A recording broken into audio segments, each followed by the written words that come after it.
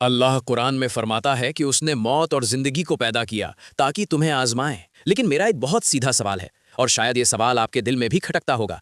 अगर ये दुनिया वाकई एक इम्तिहान है, तो फिर हम सबका क्वेश्चन पेपर अलग अलग क्यों है? किसी को महलों में पैदा किया तो किसी को 2 वक्त की रोटी के लिए तरसा दिया, किसी को बेहिसाब सेहत दी तो किसी को बिस्तर पर लाचार कर दिया।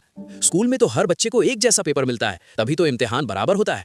तो यहाँ अल्लाह के निज़ाम में ऐसा क्यों नहीं है? क्या नाउज़-बिल्लाह ये नाइंसाफ़ी है?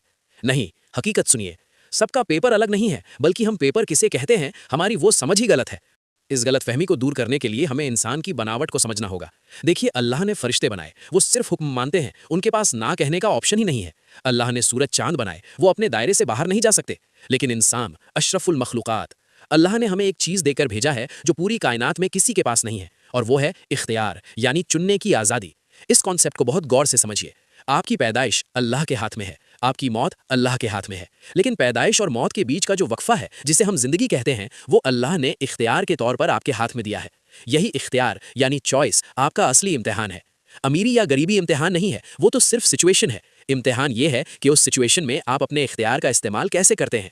हर इंसान, चाहे वो अमीर हो या गरीब, उसकी जिंदगी के हर मोड़ पर उसके सामने 2 रास्ते खुलते हैं। एक तरफ उसका नफ्स खड़ा होता है और दूसरी तरफ अल्लाह की शरीयत। और आपके पास फ्री विल है, आप किसे चुनते हैं, बस यही पेपर है। आइए इसे 3 उदाहरणों से साबित करते हैं। पहला, गरीबी का इम्तिहान। अल्लाह ने एक बंदे को तंगदस्ती दी, ये उसका पेपर नहीं है, ये माहौल है। अब उसके सामने 2 चॉइस है। नफ्स कहता है चोरी कर, हराम कमा, या फिर अल्लाह से शिकवा कर कि मुझे गरीब क्यों बनाया। शरीयत कहती है सब्र कर, हलाल पर जमा रहे और अपनी मेहनत यानी हार्ड वर्क से अपनी तकदीर बदल। उसने अपनी फ्री विल से किसे चुना? अगर शरीयत चुनी तो वो पास है। दूसरा, अमीरी का इम्तिहान, जो ज्यादा मुश्किल है। हम सोचते हैं अमीर मजे में है, नहीं, उसका पेपर सबसे खतरनाक है। दौलत आ गई, ये सिचुएशन है। अब चॉइस देखिए। नफ्स कहता है उड़ाओ, पार्टियां करो, कमजोरों को दबाओ, तकब्बुर करो। शरीयत कहती है ज़कात दो, सदका करो और आजिज़ी इख्तियार करो। अमीर के पास भटकने के 1000 रास्ते हैं। अगर वो अपनी मर्जी छोड़कर अल्लाह की मर्जी चुनता है, तब वो पास है। तीसरा, बीमारी और सेहत। सेहतमंद इंसान का नफ्स कहता है इस जवानी को आवारागर्दी और गुनाह में लगा दो। शरीयत कहती है इस ताकत को किसी मजलूम की मदद में लगाओ। तो बात समझ आई। हालात अलग अलग हो सकते हैं, लेकिन सवाल सबका एक ही है कि जब तेरे पास चुनने की आज़ादी थी तो तूने किसे चुना, अपने नफ्स को या अपने रब को? तो मेरे भाई और मेरी बहन, एक बात अपने जहन में बिठा लीजिए। ये इम्तिहान कोई स्कूल का 3 घंटे का पेपर नहीं है जो लिख कर खत्म हो जाएगा। नहीं, ये 24 घंटे का पेपर है। आपकी हर सांस के साथ एक नया सवाल आता है। इसे एक छोटी सी मिसाल से समझिए।